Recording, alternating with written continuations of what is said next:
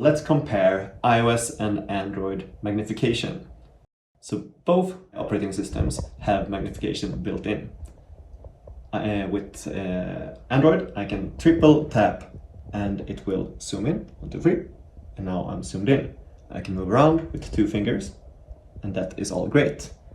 The problem here for me is that it takes too long, because I use quite a lot of magnification, so it takes too long to go from one side to the other. I have to swipe a lot here, and it kind of gives me RSI. So that's one of my biggest problems, for me at least. One other thing is when I am zoomed in, I can't tap on the same place 3 times if I'm playing a game or so. So every time I tap 3 times, it toggles zoom in and out. That's a problem for me because I play Pokemon Go. You tap a lot with that.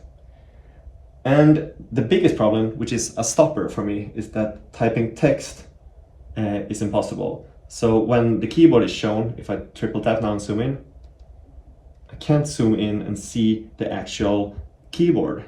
So for me this is impossible because I can't see the keyboard at all. So now I can't use Android.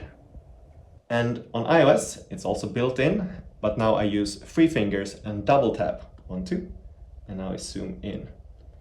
And for me at least, it's much easier to control the magnification here, moving with 3 fingers and go to different parts of the screen.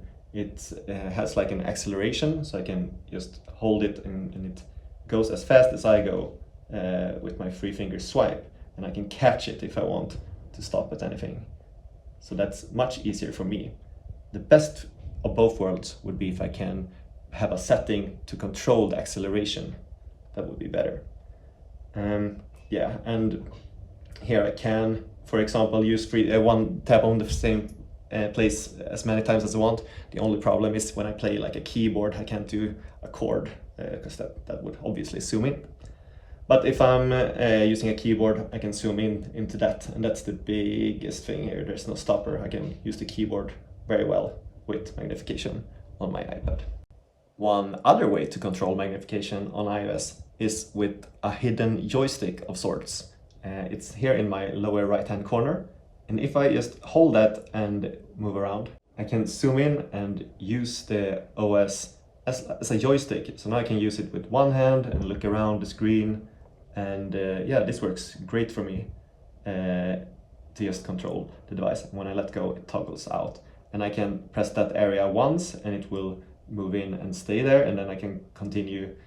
I can use the joystick if I want, I can move with 3 fingers if I want, and there are a lot of different ways for me to control this device. So those are the differences, and that's why I use iOS instead of Android.